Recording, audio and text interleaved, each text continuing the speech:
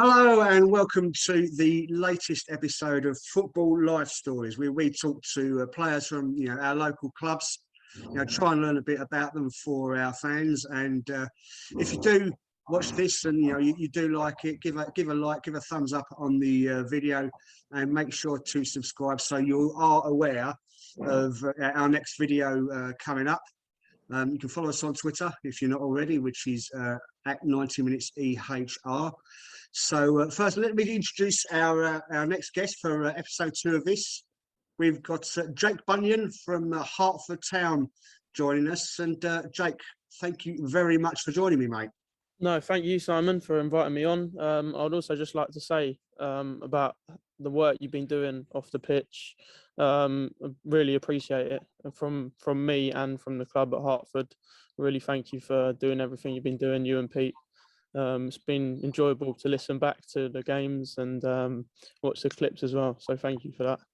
No, it's like I've said before, and I'll say time and time again, mate. It's an absolute pleasure for myself and Pete to follow you guys. All our local clubs, and without their support, without the support of the players and the committees and all the coaching staff, etc., and then the fans, of course, we could not do what we do without them guys and you guys. Yeah. So our thanks to you, really. But we are going to be talking to you about your life in football. Obviously, it's been a relatively short career. You're only a young lad, but when did you first start an interest in football? So I was always kicking around the ball with my dad when I was young, and I've started to firstly get into a team when I was 8 years old. I joined Stevenage Red Sox, and I was playing there for a year, and I got picked up by Watford. They asked me to go have a trial game down at the Valley, so I went down to that. They spoke to me afterwards, said they wanted to have a look at me more. So I joined doing some training sessions at Watford. They then, a few weeks into it, said they wanted to sign me. So I had contract on the table, nine years old at Watford. And I stayed there till under 16s. When I was at Watford, you had the choice to go to the school there called the HERTFORD Academy, which is basically like how Stevenage are linked with Marriott's, but this was a school where I had to get up at 6:30 in the morning. My dad would drive me to the training ground. I would then get on a bus that Watford provided us to HERTFORD Academy, start school, and then throughout school you would be able to miss lessons to do training sessions, but for having that you had to catch up after school, which was a bit of a pain. Sometimes I didn't get the work from the teachers, but yeah, it was a stressful time, getting up 6:30 and then getting home like around 10 o'clock. I'll be having my dinner in the car, and then I'll be getting up again to go sleep, get up again, and then go to school the next day. So yeah, it was quite a tough one. But yeah, I wouldn't change anything, to be honest. And then unfortunately got released at under 16s, so I was back to square one again. And to be honest, football, how far my career has gone so far, I've had more downs than ups, to be honest. But definitely this season at Hertford, I've probably played the best football I've been ever playing.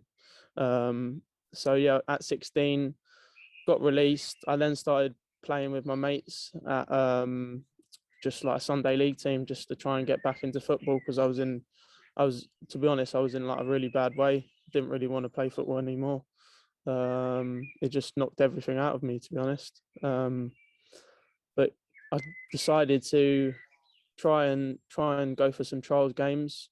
I then went down to Stevenage. I think I had a 6-week trial, so I did that. They really liked me. I remember playing in one game. I was playing against Yeovil, and came on as a sub. This was my first game for the under-18s, so I was still under 16. Came on for the under-18s, and I absolutely went straight through someone. I probably should have got a red card, but yeah, the manager, he's always said, Jordan Gibson, you might know him.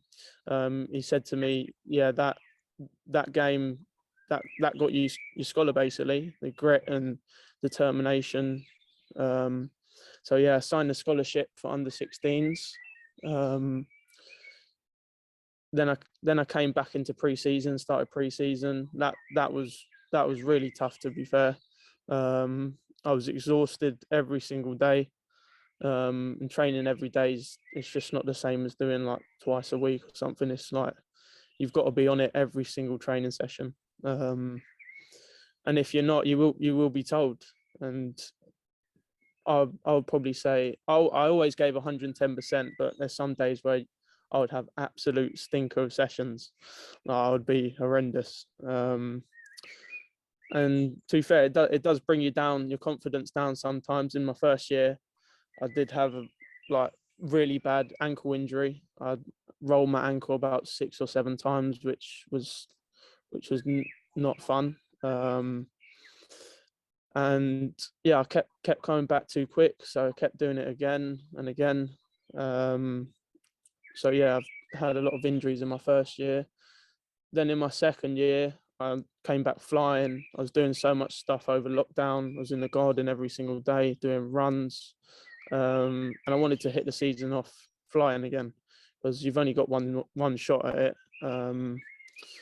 So I came back and I went to get some orthotics. I went down to the Old Town in Stevenage to get some orthotics because my ankle was still a bit. I remember doing a run in lockdown and I was absolutely fuming. So the path dipped. So you had the flat bit and it dipped down, and I planted my my ankle. So I was just recovering, planted it and rolled it, and it was the worst it's ever been. Swollen. I'll send you some photos afterwards. It was like a balloon. So it's back to square one again. So just kept doing stuff in the garden. So yeah, so I went down to get my orthotics, get my posture looked at and everything. So I got some orthotics. I wear them in my boots every day now, in my shoes, just to stop it from rolling. And touch wood, it hasn't. I've been fine with it ever since. But when I went back to pre-season in my second year, I had so much problems with my hamstring. Remember one training session, I couldn't pass the ball. I was passing it and I was like pulling up, it was hurting that bad. So I'm then thinking again, oh, here we go again. I'm going to be injured again. But I managed to pull through. Thought I did all right that season, to be fair. But I always make sure that I'm doing stuff off the pitch as well. So we used to have jobs at Stevenage. So my main job was to clean out the gym, and our sports scientist, he hated it if it wasn't clean. So I made sure my standards were high and made sure I proper did it. I was probably left training probably half an hour later just to clean the gym, just to make sure it was spotless, because he didn't like it not being clean. And all the other boys that used to do it, he said it wasn't good enough, so he decided to pick me to do it. So yeah, going back to the season, was playing some good football, getting assists. I was playing for the 20. So we had a 23s team, which we brought down some of the first team players who had pros, their first year pro. They were being brought down to play in this under 23s team. So we played Hemel Hempstead, played Brentford B.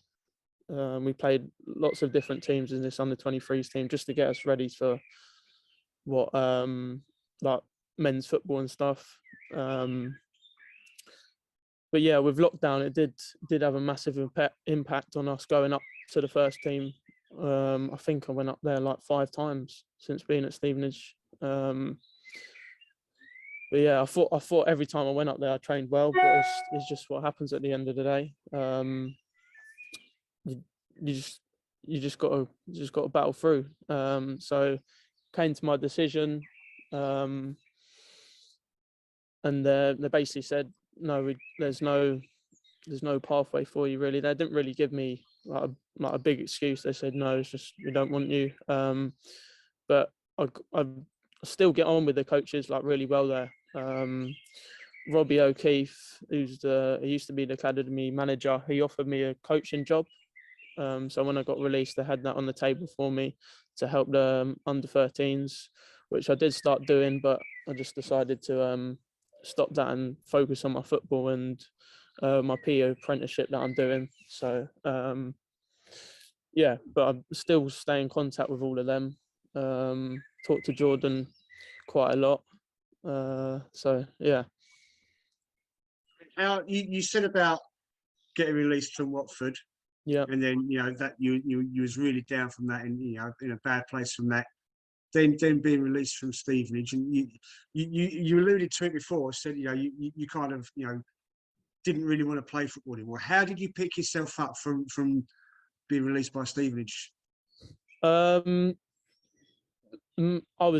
be honest, I was in a really bad way again. I just hated football, to be honest. I just didn't want to play. But I knew I felt a bit guilty for myself and for my family because they've took me to training everywhere. My dad's getting up at 6:30 to take me to Watford.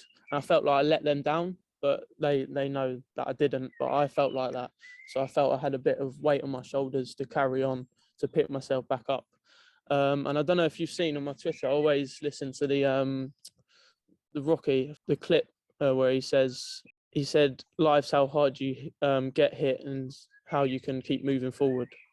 And that video helped me massively. I still watch that now. Yeah, so just about like trying to do it for my family, and yeah, that's how I got back to playing football again. I mean, I'm sure, Jake, that your family are massively proud, of you, and you've got that determination, which is, I think, the one thing that you need. You're not going to give up. You're so determined to make it and progress yourself and further yourself, which is very admirable in my eyes. But so obviously we know. Last time you joined Hertford Town. How did that process come about? Well, funny enough, when I did get released from Watford, Ben actually was trying to get me to join the college, the academy. So I think he phoned up my dad, but I was just in such a bad way. I didn't want to go anywhere. But who did I speak to? I spoke to Jack Hewitt, he was in my Red Sox team. So I spoke to Jack, and I was like, "Oh, what's Hertford like?" And he said, "Yeah, it's good." So I texted Ben. I think he might have aired me. Didn't read the message, but I texted him again because he's quite Omar. Omar was my so before I got released, Omar came in and took some of my training sessions. And after he was gutted that I didn't get anything, and I still stay in contact with him. And he had a chat with Ben and basically said, yeah, he wants to go somewhere. So yeah, so then I spoke to Ben, went down for a training session, and that was it basically. Yeah, just had a really good training session. I spoke to Ben afterwards, and he wanted me to have a few more training sessions, and yeah. I mean, obviously Ben's got a lot of plans for the club since he's come in. You look at what's happened out there. Was there anything specific about the club that he, in the way that he tried to sell it to you? Well, yeah. Well, the pitch was a huge thing, to be honest. And just the training, how the training is so different to what you do at anywhere. When I first joined, I was a bit like, what the hell am I doing? Why am I doing this? So I don't know if you've seen our warm-ups, but it's Yeah.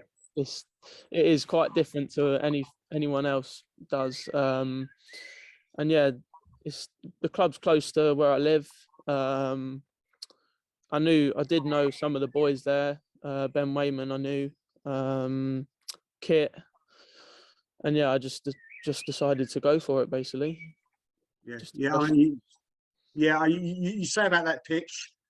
Obviously, the start of the season, the pitch wasn't ready, yeah. and then you had your first 10 games, or your first 10 league games away from home. What sort of impact did that have on everyone?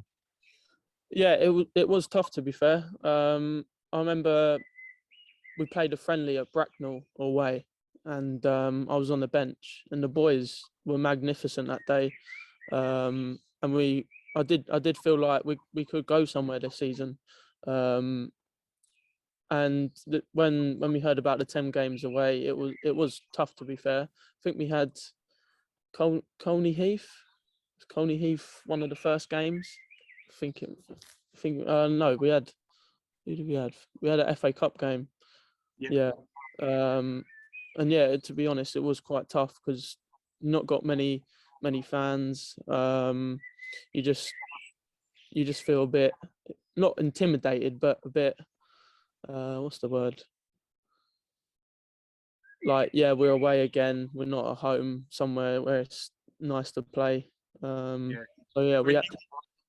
So Yeah, you had one, if I say designated home game, which was against Ware, but that was still played at Bishop Stortford, and you didn't quite get that sort of that crowd there that you would normally expect. But I mean, second game of the season against St Neots, that was 1-0, and that was your first appearance in the league, wasn't it? You came on as a late substitute then. How did that feel, and what do you remember about that game? Yeah, yeah, I just wanted to get on and show what I could do, basically. I remember in the FA Cup game, everyone was down after that, and I felt like it was my chance to go and do something. So yeah, I came on and was just running around like a headless chicken, to be honest, just trying to do something, trying to show what I can do. And yeah, I think me and Kit came on at the same time, and Kit scored the winner. So yeah, it was a good feeling to come on and make a little bit of an impact. That's it. And then the next game was a local derby against Welling Garden City. You started that, didn't you? Yeah. So did you expect to be starting so soon after having arrived, just a couple of months before? With what everything was going on with people leaving, I think some of the 2 boys left after the FA Cup game. And we had loads of injuries. Then I think we had COVID. Chris Goslin was off because I think his girlfriend was in hospital. But yeah, I just turned up like it was any other game. I prepared. And I think in the first half, the adrenaline that was in me just kept me going, because I hadn't played like hardly any minutes, and I felt the first half I was getting around the pitch, get flying into tackles. Yeah, no, I really enjoyed it. I remember Ben said that was one of my best games. He said I was getting stuck in. I was all over the place, flying into players. Had energy, wanted to get on the football. So yeah. You said you hadn't had many minutes before that game. So how do you sort of manage yourself on the pitch in that situation? To be honest, didn't really. It just the adrenaline just came in. That kicked in and took over. Yeah. Because I remember the second half, I was absolutely blowing. The first half I was running around like a headless chicken. Yeah, I think the adrenaline just took over me that game, to be honest. Just wanted to prove something. Yeah. Your first goal, do you remember who that was against? London Colney, I think. Well, in the cup. Ah, right. First league goal I've got. League goal. Neots. Oh yeah. Yeah. Do you remember that one? Yeah, I think I came on from a sub. Came on as a sub, um, scored, and I think I also got I got an assist that game as well. We was 2-1 up, came on, scored, made it 3-1, and then I set up Brandy. And that feeling when I came on and done that was, I've never felt that before in a game, to be honest. At Stevenage, I was always deep. I used to play right back for Stevenage, so I was always deep. Either in the like number 4, I was deep as well. So yeah, scoring, I didn't really do it at Stevenage, to be honest. Didn't really have the confidence to do it. But now this season, I feel like I've added something extra into my game, which I probably should have done when I was at Stevenage. But I'm here to prove myself now. So. So, I mean, so you say about that then, you started you was right back at Stevenage, you was playing number 4. What would your preferred position be if someone said, what position do you play? Yeah. Or what position do you want to play? What would your answer be there? Probably 4, 8, or 10, but I'll mainly probably say Ben does want me to play in the 8 a bit more. But yeah, I'm happy to be anywhere in the middle, 4, 8, 10. Just playing basically.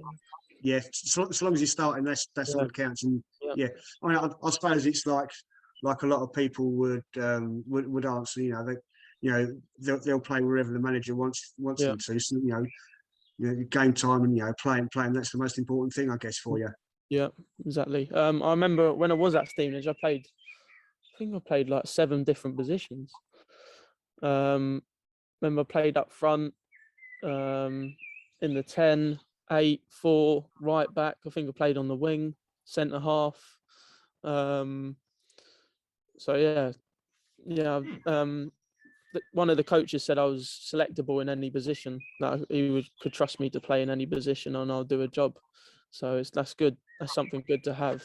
Certainly, if you've got that in your box, and you're comfortable, and the coaches have got trust in you to play that position, then if you're having sort of like injury struggles or whatever, then they're thinking, we've got this position free. Well, they know someone that can, exactly. that is capable of filling that in.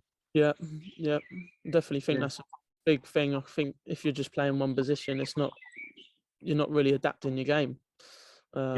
So yeah. I mean, talk about we talked about that goal against that St Neots. Got a few this season. Some good goals, and we've got to say we've got a goal of the month vote open at the moment. Which I'm sure you know about. You got 2 goals in there. Yeah. And I think it was January and February votes that you won. So thoughts on those 2 goals?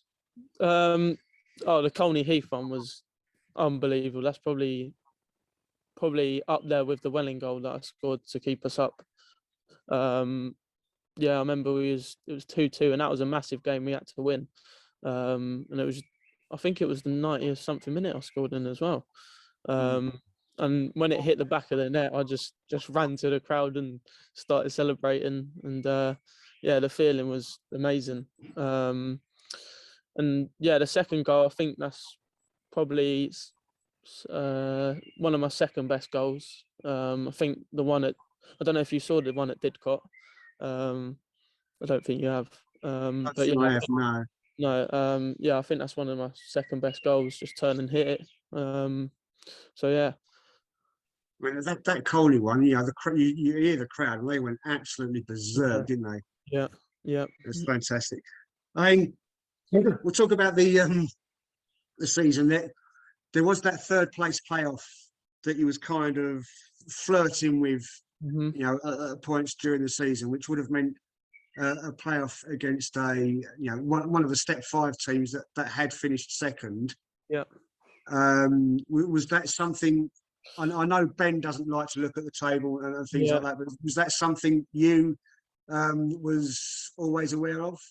It would definitely be in the back of my mind. But I just felt like every game you've got to go and perform. I didn't really care about age. I think any age you can go and play football. If you're good enough, you can do it. But yeah, it was in the back of our minds. I think everyone. I think when we lost the Kidlington at our place, that was probably a tough one to take, because we needed to beat them. We didn't have many games left, and I think we was in that position, in the playoff position, and we managed to get out of it. But I definitely feel that some of the games we played, we definitely deserve to get 3 points. It's just about game management, decision making, just knowing when to slow the game down, change what we're doing. I think sometimes how we playing out of the back, it did affect us, because every team knows what we're doing. And we are still young, and maybe some of the players started to shy away from getting on the ball. But when you got a man right up your arse, it's quite hard to do stuff. So yeah, it was, yeah. I mean, there were times like that during the season when you gave away a goal that perhaps another team wouldn't have done. Like you said, if you're playing it out the back. Mm-hmm. But it's all, like you say, you're your own team, and it's all a learning curve for you, isn't it? Yeah, exactly. And with the players in this league, they've got so much experience. You've got Rennie Howe, who's played loads of games in Football League. There's others that I could name. So yeah, you just got to be. I think what let us down was not being smart enough at sometimes, and definitely taking our chances. Was I remember mostly in the first half we would have about 5 or 6 shots, which would either go over, hit a defender, hit the post, and I feel the Didcot game where we won 5-0, everything just clicked into place. We took our chances. We pressed high up the pitch. We got around. And yeah, that's why we came out winning 5-0. And I feel like some of the other games we probably should have come out 5 or 6-0 up, even in the first half. Yeah. But yeah, that's just how football is. You get punished for making a mistake. Yeah. So yeah. So you said there was at one stage during the latter part of that season, you was in that third playoff place, but the end of the season you had some mixed results. It seemed to be like win one, lose one, win one, lose one. Mm-hmm. But you had some great results. I mean, if I think, especially against Welwyn Garden City and North-Leigh, who were both up there and fighting for the playoff places.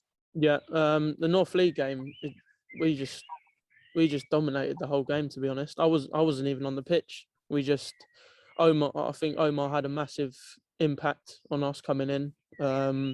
He gave us a bit of like holding up the play, a bit of street smart up front, which we needed at sometimes, because I felt sometimes we would get it up there and we wouldn't do anything with it. But the work rate from the boys against North-Leigh was unbelievable. I remember coming on the pitch for about 10 minutes and I was absolutely blowing because I was just chasing everything. And yeah, it just, even on the bench, it felt good. The game just felt good. It felt like from the kickoff we was gonna get something. Even turning up before the game, I felt we could get something here. And then the Welwyn game, that was I don't know if Welwyn came thinking, oh yeah, we're going down, so we won't really try. But I think we just dominated them, to be honest. And I remember coming on 2-1 up and then scoring. It was just, it was unbelievable. The sun's shining, all the fans there, everyone there. It's just lovely to play at the Lomo, to be honest. Yeah. So let's say that you finished, had a good finish to the season, like we said. Can you sum up your first season there? I've enjoyed it so much, to be honest. Like I said, adding goals into my game, that's just, I never used to have any shots when I was at Stevenage. And now they're just hitting the back of the net, and the feeling of that happening is just, is just something you just love as a player. And yeah, working with Ben, he's got me in the right direction. He wants me to go places. And yeah, definitely learned a lot of stuff off him. Even though he does scream and shout at me sometimes to get me going, but you do need that sometimes when you're a bit not on your game. So yeah. But that's always been the sort of, the aim for the club, isn't it? To get these players, to progress them, to move them on. Mm-hmm. And I think that's it's a good advert for the club, isn't it, as well? Yeah, no, it's definitely. Even with the younger teams coming through now, with the women's team they're setting up, even with the academy he's got going, brings some youth players into it. Yeah, but we're definitely going in the right direction. And I'd just like to say the club it's just welcomed me so much, and it just feels like a family club. The fans are lovely, coaches are lovely, players, just everything. It just feels like a warm welcome club. And yeah, I've enjoyed being at the club. So yeah. So what's the camaraderie like amongst the team? Yeah, it's a good laugh with the boys. We're always training hard. And even if we're having bad days, we finish the training session and we make sure that we're next training session we're on it. Because if we're not, we will get punished. Like you can start a game badly just because of one training session you had in the week. But yeah, the boys excellent, just all of them, and yeah, it's been good. Do any of you sort of like socialise outside of football at all? Yeah, sometimes we've had quite a lot of meals at Lomo because we're sponsored by them. We've had a few team meals out, which has been good. I think we could definitely do a lot more, to be honest, because we normally at home games, if we leave before 6, we get fined. And I feel like we should be doing that anyway, just to stick around with the fans, because they've come to watch us even through the tough times. So yeah, I think it's been good. Yeah. Oh, you mentioned those fans. Yeah. So there was something I saw during the week. You had the second highest attendance in the league behind Bedford Town, who obviously finished up champions. I mean, I think that's that shows real dedication from the fans. I mean, they come in, like you say, support you week in, week out, whether you're top of the league or bottom of the league. Yeah, no, it's the support's been incredible. Just the amount of them turn up is, even with the mascots, it's just nice to have so many fans. I feel like if there was hardly any, I don't think we would have got the performances we did. I'd just like to thank them for coming, sticking with us through the tough times. And yeah, I hope they did enjoy the season, even though we finished near the bottom, but we go again next season. That's it. And I think one thing that I think is especially nice is at the end of every game, whether it's if it's away, you go down to fans. If it's at home, you go down to the stable end and work your way back towards the changing rooms, giving high fives and whatever to all the fans. Yeah. Is that something that Ben has instilled and insisted on from everyone? Yeah, it's just respect, to be honest. Just because they're turned up and they're still there, shouting, chanting, even if we've lost. And just showing that respect for them turning up is huge. Even though when we lose, you feel like you've let them down, but they're just every time next game, boys, it was excellent, just praising us all the time. Don't think I've had one bad comment from a fan. So yeah. And there's obviously a lot of ambition down there. Like they've got the 3G pitch. Obviously, there's the training room being built. There are lots of other plans in the pipeline for the club. It's not going to happen overnight, but how important is that? You've got the 3G pitch, which you can hire out and which brings finance into the club, and it helps. That sort of thing helps you grow as well, doesn't it? Yeah, no, it's massive. massively does. Because there could be some teams around Hertford or the surrounding areas who've never been to the ground, and going there to have like a training session with their team. They think, oh yeah, we might come and have a watch. And I know the classroom's nearly finished. So that'll be for the academy boys and for the first team players, just to watch back clips, have meetings in there. So yeah, that will be good. Let's go on to next season. I don't know if you've seen the allocations. A couple of well, I think it's 4 new clubs, but I mean a couple of clubs really far away in Cirencester and Highworth. I mean that's over sort of like, you know, Swindon, you know, even towards Wales way. I mean that's some travelling that they're going to have to do, isn't it? Yeah.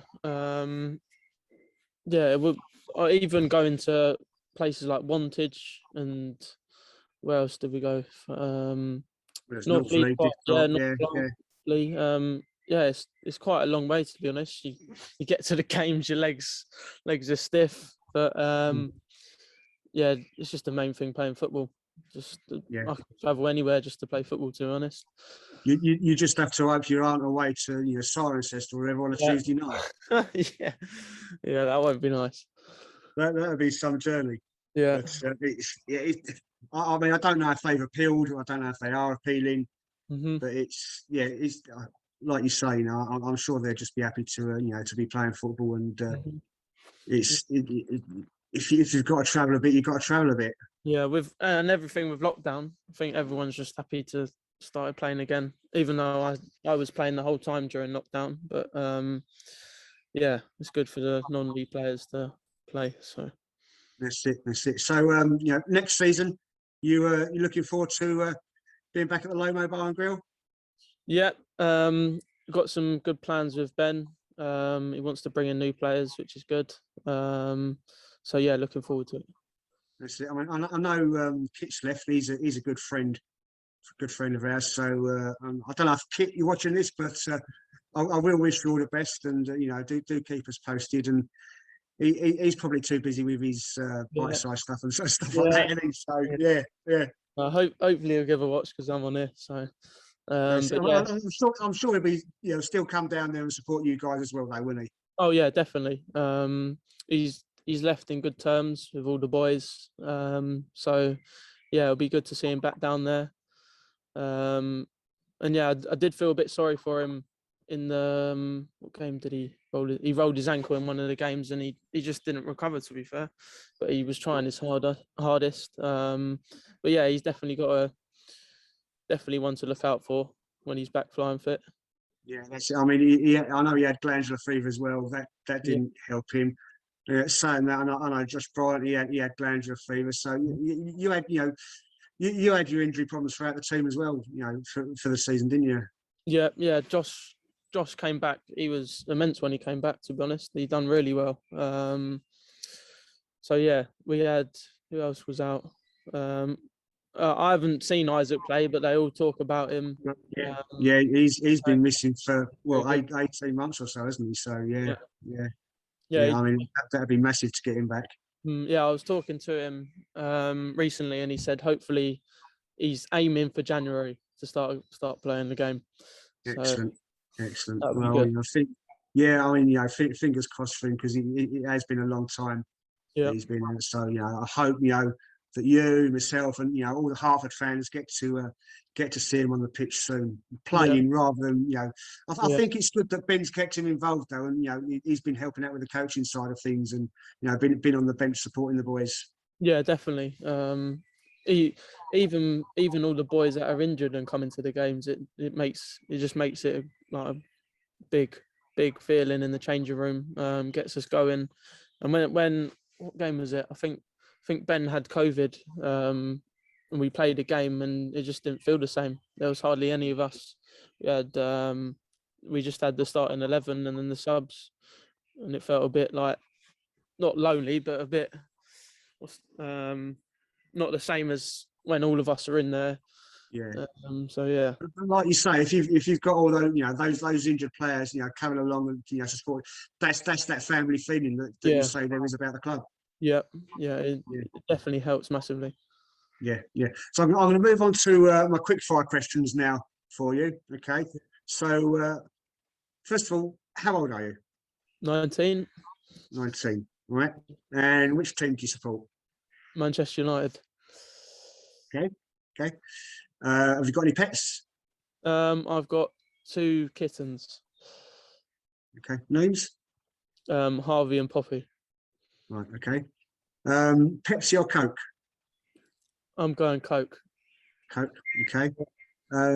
Tea or coffee? Oh, I've started liking coffee, so I'm going to go coffee. Yeah. Okay. Yeah. Okay. What about a post-match drink? Post-match drink. I just normally have water, to be honest. Yeah. Yeah. Okay. Ronaldo or Messi? Ronaldo. Right. Who was your favourite player growing up? Mine was probably Roy Keane. Even though I didn't see him play, I've always watched YouTube clips on him, Yeah. and the tackles he was putting in. It just makes me want to go into tackles, fly into players. So yeah. Okay. And do you have like a night before game routine and a game day routine? Yeah, just before, just making sure I'm drinking lots of water, eating right, fruit, having a big meal for dinner, making sure I'm going to bed early. I normally do get my bag all ready before, so I'm just ready to go straight out the door. When I wake up in the morning, I normally have porridge, then egg on toast, and then pasta before the game as well. So. Okay. And what is your earliest football memory? Not playing, but your earliest memory of watching football or anything? I'm going to say going to watch Stevenage at Wembley. Yeah, Okay. I can't Okay. remember who they were playing, but I remember getting a limo up there with all my Oh, wow. family. Yeah. Yeah. So, Your favourite moment in football? favourite moment. Probably scoring against Colney Heath. Okay. Not Colney. Toughest ever opponent that you've played against? Oh, toughest. I'm gonna say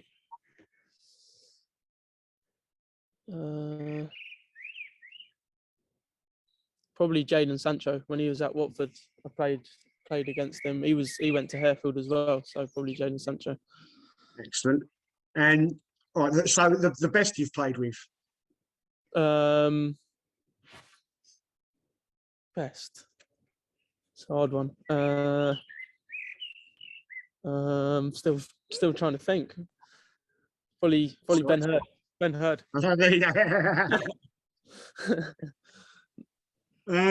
Who's your best friend in football?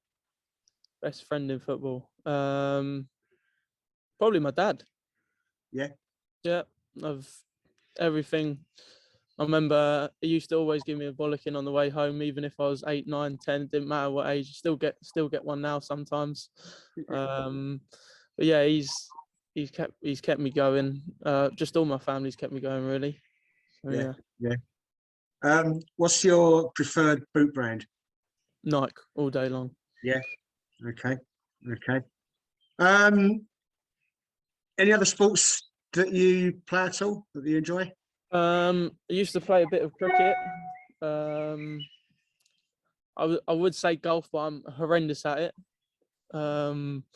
Yeah, cricket, golf, and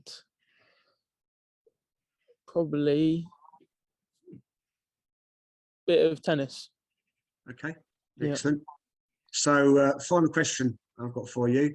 Yeah. When you joined Hertford, did you have to do like an initiation song or anything? Yeah, I did. It was on the way to the FA Cup game. I had to have 2 editions because my first one was horrendous. I took one for the team and went, yeah, I'll go first, putting on my big boy boots, but I had an absolute stinker. So I did it again. and I sung "Beautiful Girls" by Sean Kingston. All right, yeah. Yeah. Excellent, excellent. Well, Jake, I mean, it's been fantastic speaking to you, mate. It's good to see you. I've not seen you for for a little while, Yeah. so it's good to see you. I say thank you very much for joining me, and I look forward to seeing you down in Lomo next season, mate. Thank you very much. I've enjoyed it. Really enjoyed it. Cheers, buddy. You take care.